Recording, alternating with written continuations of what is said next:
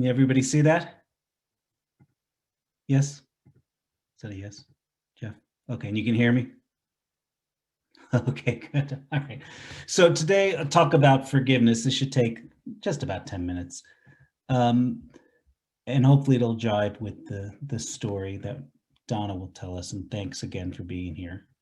So this is one of my favorite sayings, and I use it when giving out advice or talking with patients when it's relevant. Living well is the best revenge. And I looked it up. It's actually an old saying going back before 1640. That's the first time it was actually written down.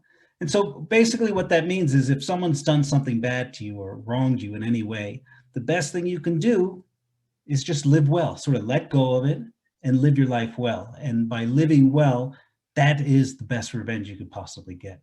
Because if you go after that person, you're still holding on to it and you're still getting burned up and consumed by it and holding yourself back. So you let go of it and you live well, you live happy, and there's no better revenge.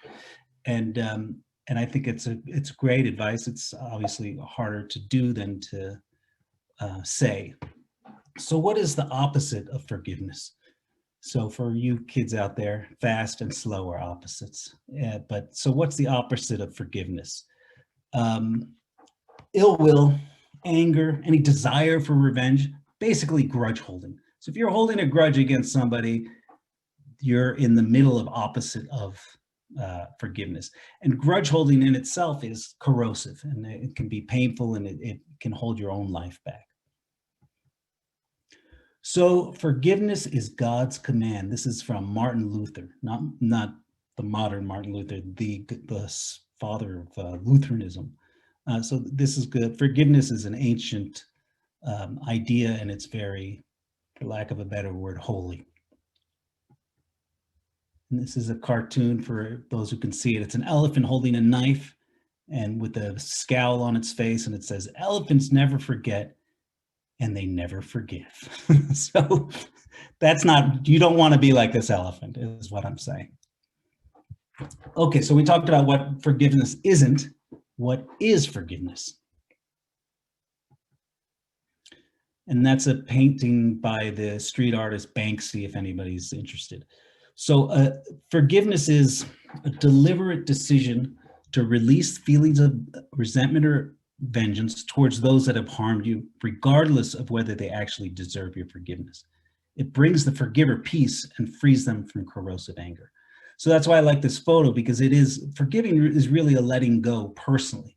You're not absolving anybody of anything. You're just letting go of your negative feelings that have been placed in you because of this wrong that's happened. And it's deliberate, meaning it can be cultivated, which I think is also very nice.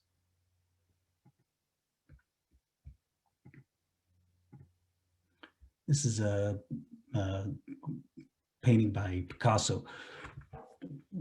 While there is some debate over whether true forgiveness requires positive feelings towards the offender, experts agree that it at least involves letting go of the deeply negative feelings.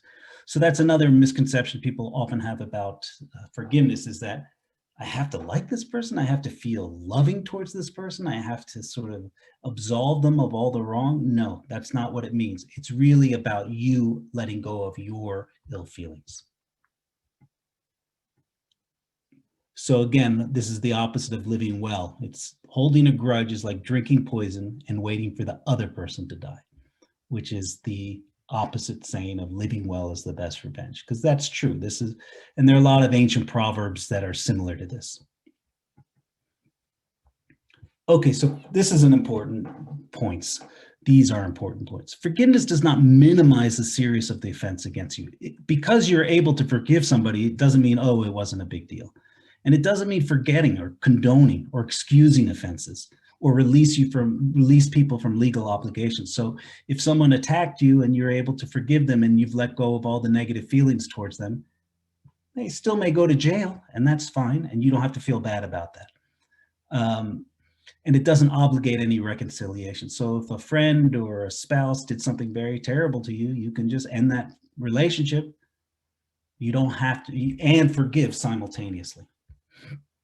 And that's sort of threading that needle, but it's a very important concept. This is another Picasso. Okay, unconditional love is an outer expression of inner peace. This is a quote from Oliver Hutchinson. I don't even actually know who that is. I think he's an author. So unconditional love is the outer expression of inner peace. The reason I have this quote up is because one of the things that's very important about forgiveness is the unconditional nature of it. You can't forgive somebody only if they say they're sorry. You can't forgive somebody only if they change. That's not how true forgiveness works. It's unconditional. So your dog takes a dump on your couch. You don't wait for them to say they're sorry. You love them unconditionally, and then you might get mad at them, maybe you let it go and you forgive them. And that's the same kind of thing when people take a dump in your life. You sort of let it go, but you don't have to hang out with them anymore. Okay, benefits of forgiveness and forgiving attitude. So this, just like everything in modern science over the last 15 to 20 years, forgiveness has now been, there are scales and it's been studied. And it is connected to better health, both physical and mental. It leads to better relationships. Again, living well is the best revenge.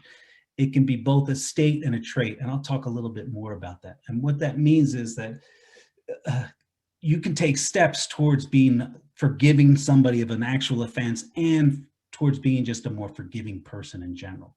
And basically, they're the same steps.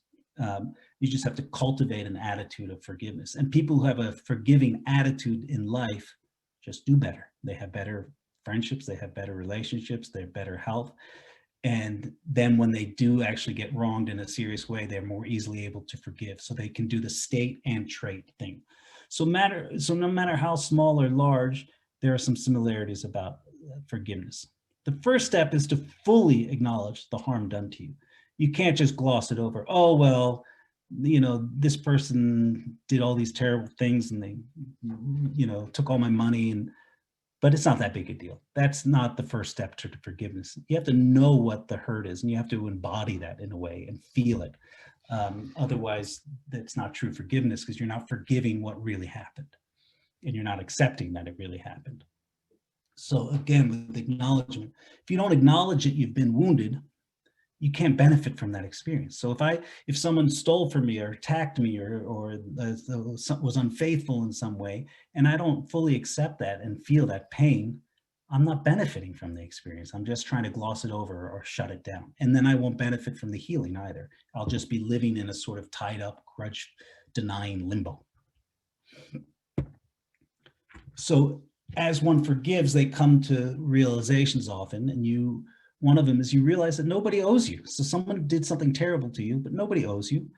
And you don't have to take that hurt that happened to you and pass it forward to someone else. So no one owes you and you're not obligated to pass it down the line.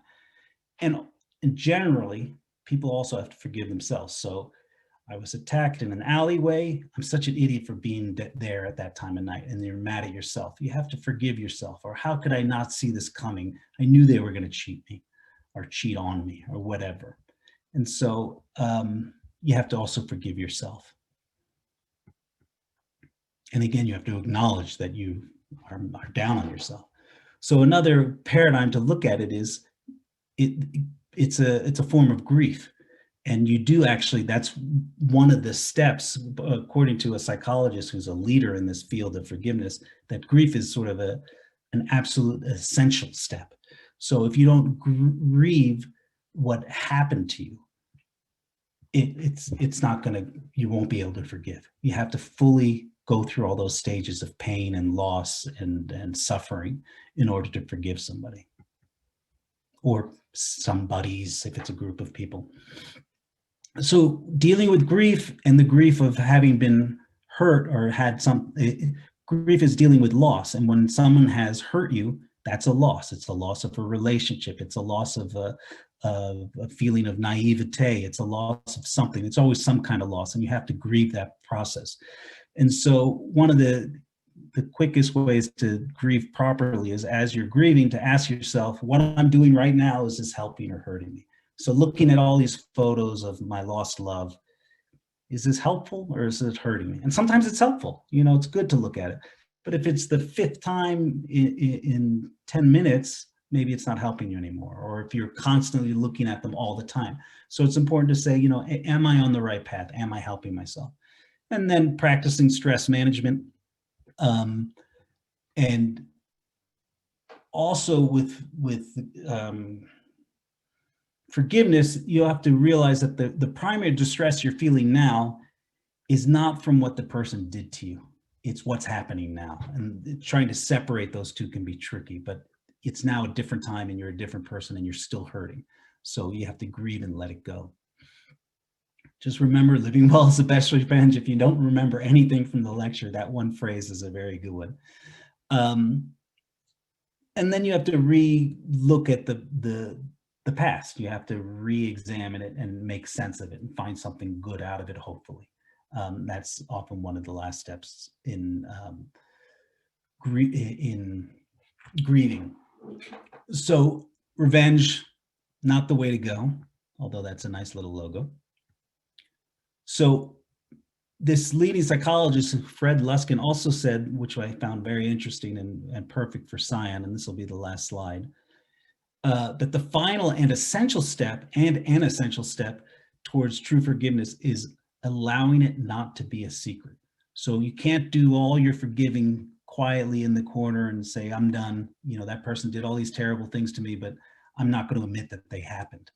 So it has to be in some ways public, not public, but yeah, it can't be a secret. So that's, I think is wonderful that our speaker is here today. And I think it fits in well, hopefully.